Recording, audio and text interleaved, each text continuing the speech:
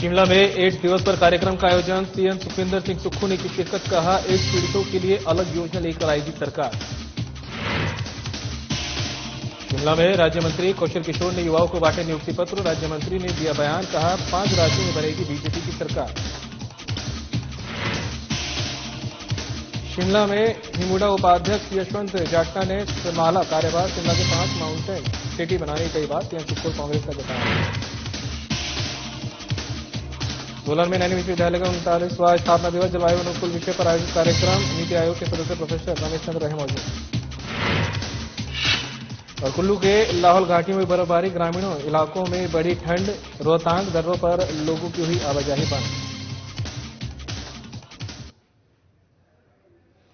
नमस्कार, हिमाचल की खबरें लेकर मैं हूं आपके साथ संदीप निरंजन सरकार। शिमला में विश्व एड्स दिवस पर पीटर हाफ में स्वास्थ्य विभाग, राज्य एड्स नियंत्रण समिति की तरफ से राज्य स्तरीय कार्यक्रम का आयोजन किया गया, जिसमें मुख्यमंत्री सुखविंदर सिंह सुक्खू ने मुख्य अतिथि के रूप में शिरकत की है। इस दौरान सीएम सुक्खू ने कहा कि एड्स पीड़ित बच्चों के लिए सरकार आगामी बजट में अलग योजना लेकर आएगी। इस दौरान सीएम ने एड्स जागरूकता रैली को भी हरी झंडी दिखाकर रवाना किया। वहीं सीएम ने कहा कि एड्स की बीमारी छिपानी नहीं चाहिए। इस बीमारी के इलाज से उम्र को बढ़ाया जा सकता है। वहीं इस दौरान मुख्यमंत्री ने मंत्रिमंडल विस्तार को लेकर पूछे गए सवाल में कहा कि जैसे ही हाईकमान की तरफ से उनको निर्देश होंगे, उनके अनुसार मंत्रिमंडल विस्तार किया जाएगा।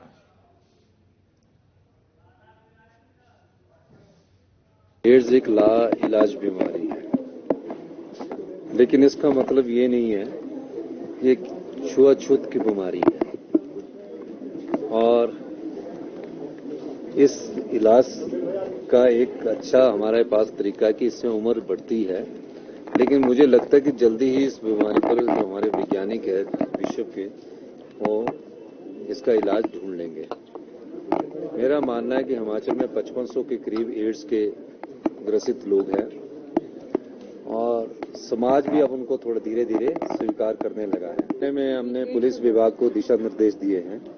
आप देख रहे होंगे कि आए दिन हमारे लोग हर जगह छापेमारी कर रहे हैं, चिट्टा पकड़ा जा रहा है। सख्त निर्देश दिए गए हैं और इसके लिए अब स्पेशल कमांडो फोर्स की हम भर्ती करने जा रहे हैं, जिसमें 1200 के करीब हम भर्ती अभी निश्चित हो रही है और स्टिक करेंगे इसको। और हिमाचल प्रदेश से जो नशे के सौदागर हैं, उन्हें सख्त से सख्त सजा मिले, इस दृष्टि से भी हमारी सरकार कार्य कर रही है। पीएम नरेंद्र मोदी ने रोजगार मेले के 11वें संस्करण में 51,000 से अधिक युवाओं को नियुक्ति पत्र सौंपे हैं। इस मौके पर केंद्रीय मंत्री देश भर में विभिन्न राज्यों और केंद्र शासित प्रदेशों में 37 स्थानों पर मौजूद रहे। वहीं शिमला के गेटी थिएटर में आयोजित रोजगार मेले में केंद्रीय आवास और शहरी कार्य राज्य मंत्री कौशल किशोर ने 100 युवाओं को नियुक्ति पत्र दिए हैं। इस रोजगार मेले में युवाओं को डाक विभाग, गृह मंत्रालय, राजस्व विभाग, उच्च शिक्षा विभाग, साक्षरता विभाग और परिवार कल्याण मंत्रालय समेत विभिन्न मंत्रालयों और विभागों में नियुक्तियां होंगी। वहीं मंत्री कौशल किशोर ने बताया कि अब तक 10 रोजगार मेले आयोजित किए जा चुके हैं। 2024 तक 10 लाख युवाओं को रोजगार देने का लक्ष्य है और 6,52,000 युवाओं को रोजगार दिया जा चुका है। आगे उन्होंने कहा कि पीएम मोदी के नेतृत्व में देश का विकास हो रहा है। साथ ही उन्होंने कहा कि 5 राज्यों के विधानसभा चुनाव में बीजेपी की जीत होगी।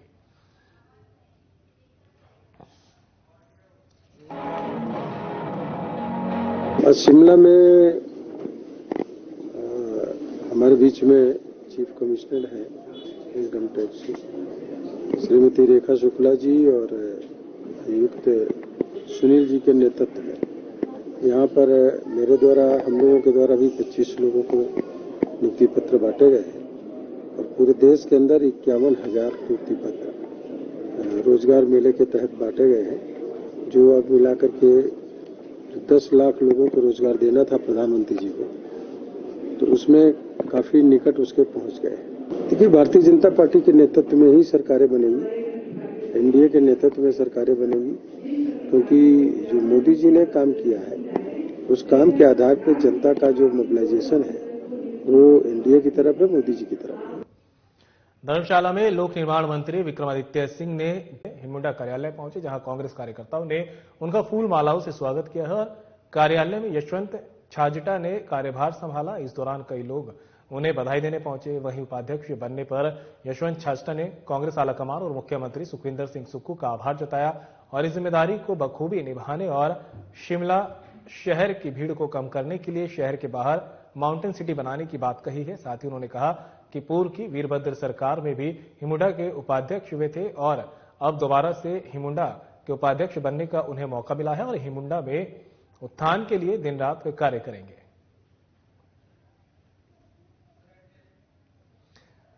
तो शिमला से तस्वीरें आपको दिखा रहे हैं जहां पर कांग्रेस के महासचिव और होली लॉज के करीबी यशवंत छाजटा को सरकार ने हिमुडा का उपाध्यक्ष बनाया है। दूसरी बार उन्हें जिम्मेदारी दी गई है। बता दें कि गुरुवार को कार्यभार संभालने यशवंत छाजटा ने हिमुडा कार्यालय पहुंचे थे, जहां कांग्रेस कार्यकर्ताओं ने उनका फूल माला पहनाकर जोरदार स्वागत किया है और इस दौरान उन्हें बधाई देने वालों का तांता भी लगा रहा।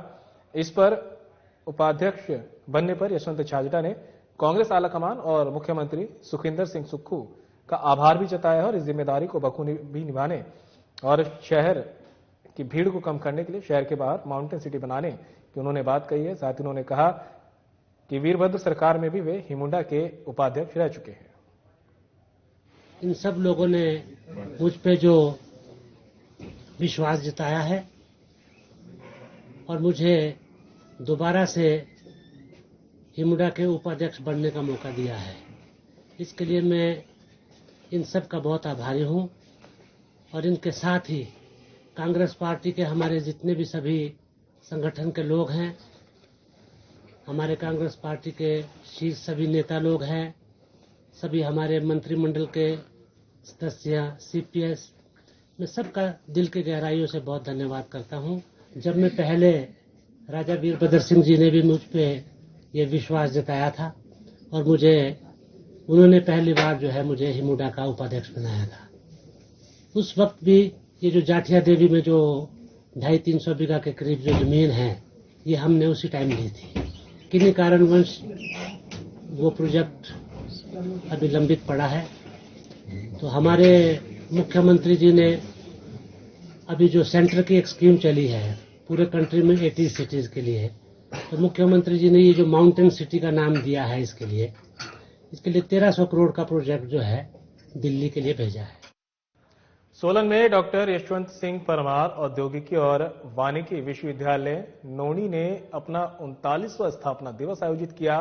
कार्यक्रम की अध्यक्षता विश्वविद्यालय के कुलपति प्रोफेसर राजेश्वर चंदेल ने की। बता दें कि स्थापना दिवस पर भारत सरकार ने नीति आयोग के सदस्य प्रोफेसर रमेश चंद्र बतौर मुख्य अतिथि उपस्थित रहे। इस साल स्थापना दिवस का विषय प्राकृतिक कृषि शिक्षा की नींव भावी जलवायु अनुकूल कृषि के लिए एक दृष्टिकोण रहा। वहीं अपने संबोधन में डॉक्टर यशवंत सिंह परमार औद्योगिकी और वानिकी विश्वविद्यालय के कुलपति प्रोफेसर राजेश्वर चंदेल ने बताया कि बीते 39 सालों में देवभूमि से हिमाचल प्रदेश को इस विश्वविद्यालय ने सेब भूमि भी बनाया है। आगे उन्होंने कहा कि भारत सरकार किसानों बागवानों की आर्थिकी को सुदृढ़ करने के लिए भारत सरकार ने अनेकों योजनाएं चलाई हैं। हिमाचल के लिए इसका औचित्य इसलिए ज़्यादा था कि जो हॉर्टिकल्चर की प्रोडक्टिविटी या इनकम होती है वो जो दूसरी फील्ड क्रॉप हैं, चाहे मक्का हो, चाहे गेहूं हो, चाहे कुछ भी हो, उनसे 4 से 5 गुना होती है। और पहाड़ी क्षेत्र में जमीन का जोत का आकार इतना छोटा होता है कि यदि आपको बहुत हाई प्रोडक्टिविटी, बहुत हाई यील्ड, अच्छी प्राइसेस ना मिलें तो आपकी इनकम नहीं हो सकती। तो ये जो विजन थी इस यूनिवर्सिटी को बनाने की कि हॉर्टिकल्चर से हम प्रदेश की इकोनॉमी का ट्रांसफॉर्मेशन करेंगे। और हिमाचल प्रदेश में विश्वविद्यालय में शुक्रवार को छात्र संगठन एसएफआई ने प्रदर्शन किया। इस दौरान विश्वविद्यालय प्रशासन और पुलिस प्रशासन के खिलाफ जमकर नारेबाजी की गई। बता दें कि 20 नवंबर को हिमाचल प्रदेश विश्वविद्यालय में जो हुई छात्रों के बीच हिंसा के मामले में एसएफआई का आरोप है कि विश्वविद्यालय प्रशासन ने एक तरफ वीडियो को आधार बनाकर कार्रवाई की है। लड़ाई के दौरान दूसरे गुट की तरफ से पहले हमला हुआ, लेकिन बावजूद इसकी कार्रवाई सिर्फ छात्र संगठन एसएफआई के कार्यकर्ताओं पर ही की गई। वहीं बीते कई दिनों से एसएफआई इसके विरोध में प्रदर्शन कर रही है। छात्र संगठन की चेतावनी है कि अगर उनकी मांगे नहीं मानी गई तो आने वाले वक्त में आंदोलन को उग्र रूप दिया जाएगा। वहीं छात्र संगठन एसएफआई के राज्य सचिव अमित ठाकुर ने कहा कि विश्वविद्यालय प्रशासन तानाशाही रवैया अपनाए हुए है। आगे उन्होंने कहा कि छात्र संगठन एसएफआई की ये मांग है कि नई शिक्षा नीति को वापस लिया जाए। आज विश्वविद्यालय के अंदर एसएफआई का ही जो प्रदर्शन कर रही है उसकी वजह हिमाचल प्रदेश का तमाम छात्र समुदाय और प्रदेश भर के अंदर तमाम लोग जानते हैं। इस विश्वविद्यालय के अंदर पिछले 20 तारीख को एक जो हिंसा हुई थी, उस हिंसा को किस तरीके से सुनियोजित रूप से उसको एक राजनीतिक रूप दिया गया, क्योंकि विश्वविद्यालय के अंदर उससे पहले एसएफआई एक आंदोलन कर रही है। जो आप जानते हैं, राष्ट्रीय शिक्षा नीति हिमाचल प्रदेश के अंदर जब कांग्रेस की सरकार के द्वारा लागू की गई, हम मुख्यमंत्री साहब, शिक्षा मंत्री सभी से मिले कि उन भर्तियों की जांच की जानी चाहिए। आरटीआई के माध्यम से हमारे पास सारी इंफॉर्मेशन थी कि उसके अंदर हिमाचल प्रदेश में मौसम विभाग की तरफ से जहां बर्फबारी और बारिश की चेतावनी जारी की गई है, तो वहीं जनजातीय जिला लाहौल स्पीति में भी बर्फबारी हुई है, जिससे ग्रामीण इलाकों में भी ठंड बढ़ गई। वहीं मनाली के साथ लगती पहाड़ी और रोहतांग दर्रा में भी बर्फबारी हुई है। ऐसे में रोहतांग दर्रा पर वाहनों की आवाजाही के लिए उसे बंद कर दिया गया है, लेकिन बर्फबारी देखने की चाह में अभी भी सैलानी ऊंचाई वाले इलाकों का रुख कर रहे हैं। वहीं कुल्लू प्रशासन ने भी सैलानियों का आम वाहन चालकों से आग्रह किया है कि वे बर्फबारी वाले इलाके का बिल्कुल रुख न करें। बता दें कि बीती रात लाहौल घाटी में बर्फबारी हुई, जिससे घाटी की अधिकतर ग्रामीण इलाके बर्फ की सफेद चादर से ढक गए।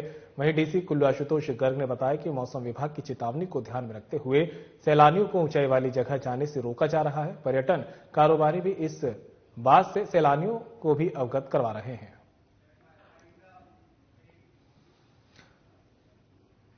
और बुलेटिन में फिलहाल मेरे साथ इतना ही। दीजिए इजाजत। नमस्कार।